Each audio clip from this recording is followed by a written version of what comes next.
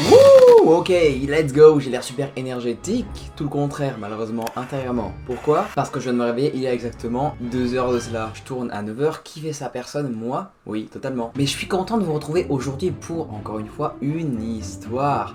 Je suis Père Castor. Non, ok. J'ai fait 2 histoires récemment sur ma chaîne où on sortait un peu de la thématique horreur, mais aujourd'hui, on est carrément dedans. J'avais envie, les amis, aujourd'hui de vous raconter 3 histoires d'enfants qui ont fait des choses totalement horribles, qui sont condamnables à souhait. Je pense que j'ai assez dit de la D, et commençons du coup maintenant la première histoire, qui est celle de Mary Flora Bell. Mary, elle est née le 26 mai 1957 à Newcastle, en Angleterre. Elle va grandir avec son père, faux, elle n'a pas de père, enfin du moins elle n'a pas la connaissance de l'identité de son père biologique, mais cependant, pendant la majeure partie de sa vie, elle a accepté que son père serait Billy Bell. Vous allez me dire c'est qui Billy Bell, et c'est compréhensible. Ce fameux Billy Bell n'était pas du tout un héros ou bien une star qu'elle aimait beaucoup, à laquelle elle s'identifiait, mais bien un criminel aguerri pour plusieurs cambriolages. On peut remarquer qu'on est déjà sur une enfance qui est voilà très mal basée. Au niveau idole, tout ça, bon c'est pas top pour l'instant, mais peut-être ça améliorera. Non, pas du tout, ouais. Ça va être encore pire que ça. Et ça va être encore pire à cause de l'enfance de Mary, qui l'a pas mal influencé sur ce qu'elle allait faire plus tard. La mère de Mary, en raison de son métier, elle va être méga absente pour sa fille. Mary va être son premier enfant d'ailleurs lorsqu'elle avait 17 ans. Détail triste qui en vaut le détour, selon plusieurs opinions des amis proches de la famille, Mary, pendant son enfance, aurait été maltraitée par sa mère. Comme l'a décrit même un témoin oculaire, Betty aurait une fois tenté de tuer sa propre fille en la jetant de la fenêtre et en lui faisant aussi consommer des somnifères. Cette chute, malheureusement, s'est produite un jour, c'est arrivé.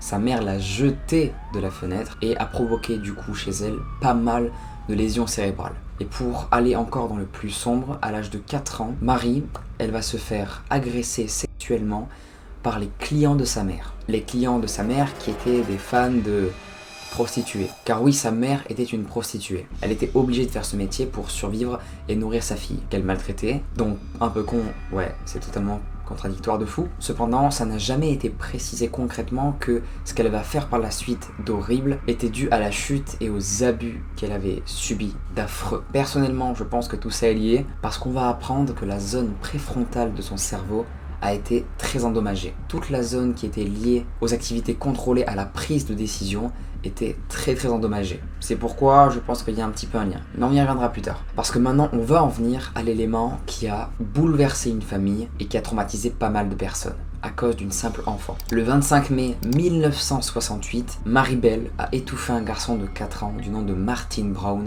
dans une maison déserte. Au début, les gens vont penser que Mary a commis ce crime seule, mais pas du tout. Le 31 juillet de la même année, Mary, avec son amie Norma Joyce Bell, qui avait alors 13 ans au moment des faits, a commis un autre crime, accompagnée de sa pote. On raconte qu'après le premier crime, Mary et Norma étaient entrées dans un centre de jardinage pour seul but tout détruire. Et dans ce centre justement, c'est là où les policiers ont découvert qu'elles avaient laissé derrière elles des notes disant noir sur blanc que c'est bien eux qui avaient commis ce crime auparavant. Mais l'incident, il va être totalement évité par les policiers et ils vont penser que c'est tout simplement un canular. Je vais passer un petit disclaimer pour les personnes qui ne veulent pas entendre ce que je vais dire maintenant, parce que c'est assez glauque. Plus tard, les enquêteurs, ils vont prouver que Mary était revenue sur le corps de la victime de son deuxième crime qu'elle avait commis, dans le but très simple de graver sur le ventre du petit garçon un M, à l'aide d'une paire de ciseaux.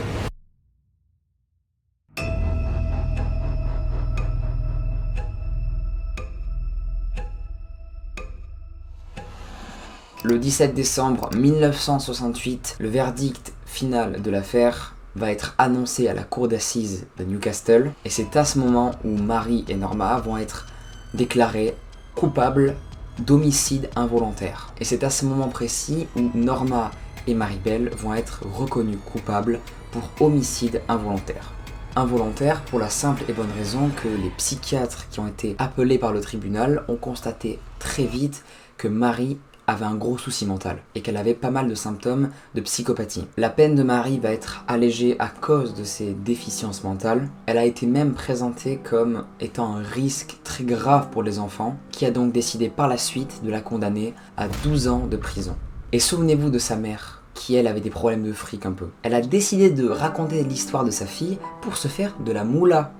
Mais ça ne s'est pas arrêté là, elle va aussi décider de vendre des notes de sa fille que soi-disant elle avait écrites, alors que pas du tout, c'était clairement sa mère qui faisait genre qui avait écrit ces notes, comme elle était devenue connue dans le monde du crime, pour que les gens, hop, rachètent ces notes qu'elle n'avait pas du tout écrites.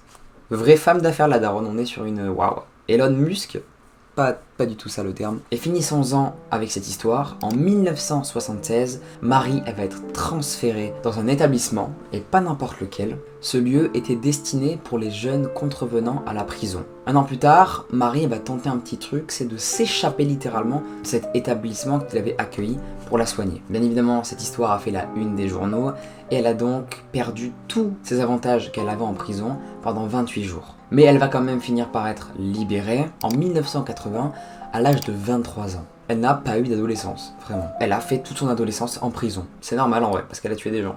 Un petit peu normal. Pour finir, après sa sortie en prison, elle a réussi à obtenir l'anonymat public et a été autorisée à utiliser un nouveau nom pour mener une vie sans problème. Ce qui veut dire qu'à tout moment, Marie-Belle est votre pote et vous le savez pas, parce qu'elle a un nouveau nom, elle a une nouvelle identité, une nouvelle manière d'interagir avec les gens qui est peut-être pas de tuer les gens, hein, dès qu'elle le voit, wow, ouais, salut mon gars, là, hop, je te tue. Non, peut-être pas ça, ce serait con, sinon elle revient en prison finalement. Peut-être qu'elle a été arrêtée à nouveau, on ne sait pas du tout, parce qu'on ne sait plus qui c'est, comme elle a obtenu l'anonymat. N'hésitez pas à me dire en commentaire si vous avez bien aimé et ce que vous pensez de la première histoire, et en passant plus tarder à la deuxième. Barry Dale Lukatis, c'est le nom du prochain tueur qui a fait des choses complètement horribles et dont je vais raconter l'histoire maintenant. Pas cool tout ce qu'il a fait. Tout sauf bien. Barry, dès son plus jeune âge, il va avoir une enfance très perturbée. Sa mère était suicidaire et voulait que son fils soit pareil. Barry se faisait également moquer à l'école. À l'âge de 15 ans seulement, ce beau brun aux sourcils épais et ténébreux exerçait une véritable fascination pour les filles de sa classe. Malheureusement, derrière ces traits juvéniles se cachait en réalité un cerveau malade, rongé par un désir de mort et de destruction.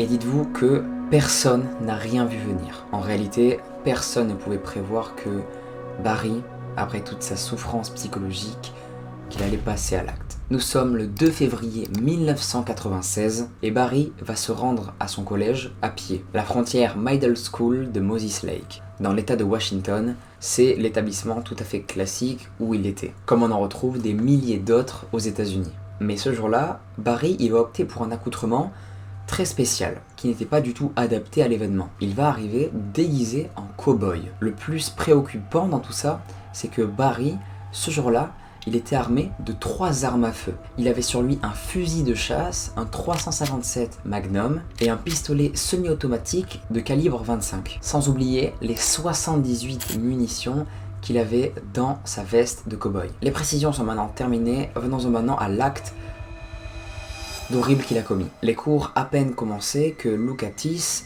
il va débarquer dans sa salle de classe. Et là, il fait feu. 2 de ses camarades, âgés de 14 ans, tombent sous les balles, tandis qu'une 3e est gravement touchée au bras. Barry va même crier « C'est quand même mieux les maths, hein ?» Dans la foulée, sa prof d'algèbre, Leona Kers, va recevoir une balle en pleine poitrine et va décéder sur le coup. Grâce à un professeur d'EPS, le drame va s'arrêter. Barry n'a pas pu finir son plan, et heureusement, car il avait programmé de prendre plusieurs otages pour pouvoir prendre la fuite.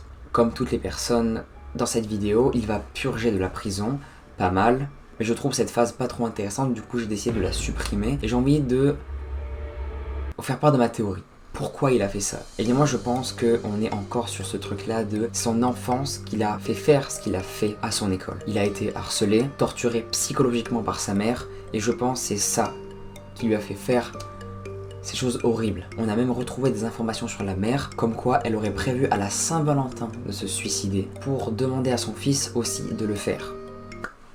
Vous imaginez la torture qu'a dû subir Barry. Attention, je ne dis pas que c'est justifiable ce qu'il a fait, c'est tout simplement horrible et condamnable, mais j'ai envie de chercher la raison de pourquoi il a fait ça et je pense que c'est celle-ci. C'est l'enfance qui a joué un tour considérable sur sa future vie et qui lui a fait faire des choses complètement affreuses. Personne n'avait vu en fait qu'il était très mal intérieurement, personne n'a creusé et du coup ça a fini en drame.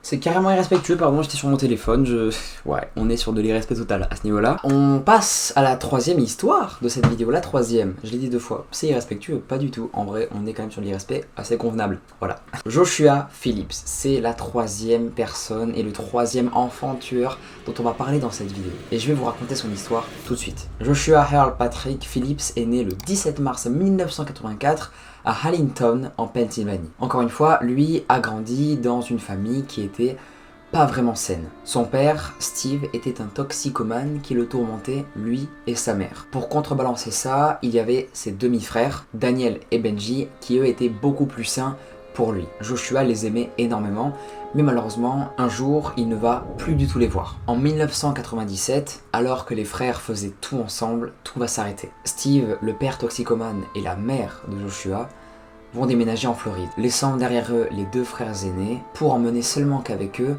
Joshua. J'ai envie d'en venir à une étape et une personne très importante pour l'histoire, à savoir le début de la vie de Mary Clifton.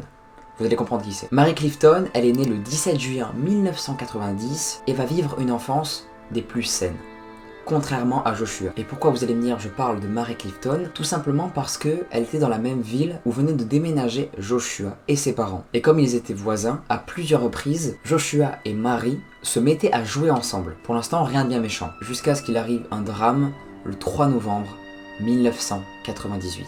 Joshua, alors que ses parents travaillaient, il va proposer à Mary Clifton de venir jouer avec elle au baseball. Celle-ci va accepter et va donc courir vers sa maison pour venir jouer dans la maison de Joshua. Sauf que ça ne va pas se passer comme prévu. Malheureusement, par excitation, accidentellement, Joshua va frapper à l'œil avec sa balle Mary.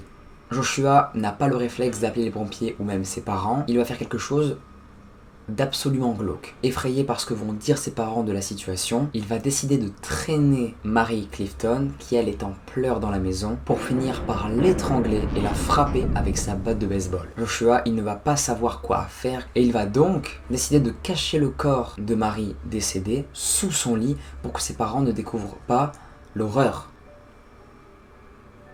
Il n'aurait pas dû faire ça. La même journée, à 17 h, la mère de Mary Clifton va signaler à la police que sa fille a disparu. Joshua, lui, dans sa chambre, était en panique et va entendre, à un moment donné, quelqu'un gémir, comme si le corps qui était sous le lit n'était pas du tout décédé. Quand il va se pencher pour voir si elle est toujours en vie, il va voir le corps de Mary trembler de peur et gémir. Alors ce qu'il va décider de faire, c'est prendre un poignard, lui trancher la gorge et lui mettre plein de coups dans le ventre. Il va faire ça en enlevant le matelas à travers les lattes du lit. Et après avoir commis ce meurtre sanglant, il va remettre tranquillement ce matelas comme si rien ne s'était passé. Les autorités pendant ce temps-là vont se mettre à la recherche de la petite fille et même Joshua, le meurtrier, le petit garçon, va se mettre à chercher Mary pour que personne ne se doute que c'est lui qui l'a tué. Quand il s'est fait arrêter, il a expliqué en fait aux enquêteurs qu'il s'est créé en fait un monde autour de lui inconsciemment et il s'est fait croire en fait à lui-même que tout ça n'était jamais arrivé. Son cerveau l'a programmé pour qu'il se dise ok, non,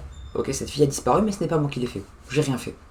Je vois pas de quoi vous parlez, non, c'est pas moi. Je pense qu'en fait son cerveau a automatiquement évité le traumatisme et s'est protégé et du coup il s'est convaincu lui-même qu'il n'avait absolument rien commis. Et je trouve ça fascinant à la fois, le cerveau humain, mais terrifiant de fou. La police a bien fini par fouiller le domicile de Joshua et ont découvert la puanteur dans la chambre de celui-ci. Mais à aucun moment les policiers ne se sont dit que c'était le corps de Mary Clifton, la fille disparue. Ils ont pensé au moment de la fouille que cette puanteur provenait des oiseaux que gardait dans une cage Joshua. Le FBI va même être sur le coup pour retrouver Mary Clifton et même les habitants vont tous s'y mettre à la recherche de cette fille disparue. Dites-vous que la personne qui retrouverait Mary aurait une récompense de 100 000 $.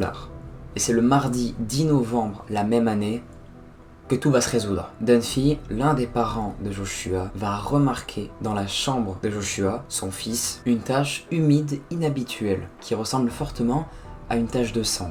Dunphy, inquiet, va donc regarder sous le lit et va découvrir qu'il y a les jambes de la petite fille, de Mary Clifton. La mère de Joshua a couru frénétiquement vers le poste de police le plus proche pour littéralement balancer son fils. Mais elle ne va pas le dire comme ça, elle a juste indiqué où il fallait qu'il cherche parce qu'elle avait vu quelque chose peut-être qui était bizarre. Sauf qu'elle a clairement balancé son fils et c'est normal en vrai, parce que son fils a tué quelqu'un.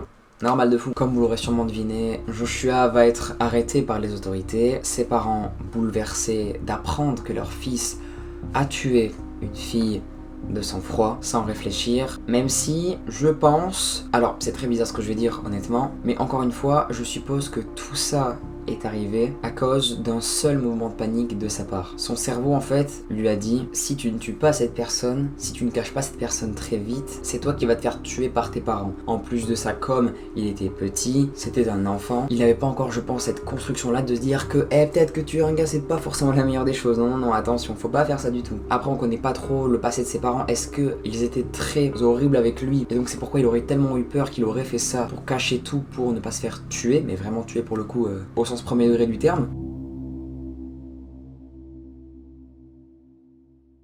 J'espère que vous aurez aimé ces 3 histoires qui étaient quand même assez pesantes. J'ai trouvé ça très passionnant mais à la fois waouh, très lourd, un peu comme le cul de mon père. Peut-être pas dire ça, c'est pas du tout, faut pas le dire, non. Nous on se retrouve bientôt pour une nouvelle vidéo. J'aime pas trop faire des outros bien. Je voulais dire des outros longs et j'aime pas trop parler à la fin des outros. N'hésitez pas à mettre dans les commentaires si vous êtes encore là, enfant tueur, ça pourrait me faire comprendre que genre vous regardez les vidéos à la fin. Et c'est bien, ça me fait plaisir, vraiment. Moi maintenant les amis, je n'ai plus qu'à vous dire, de manière cool et assez simpliste comme toujours, à plus!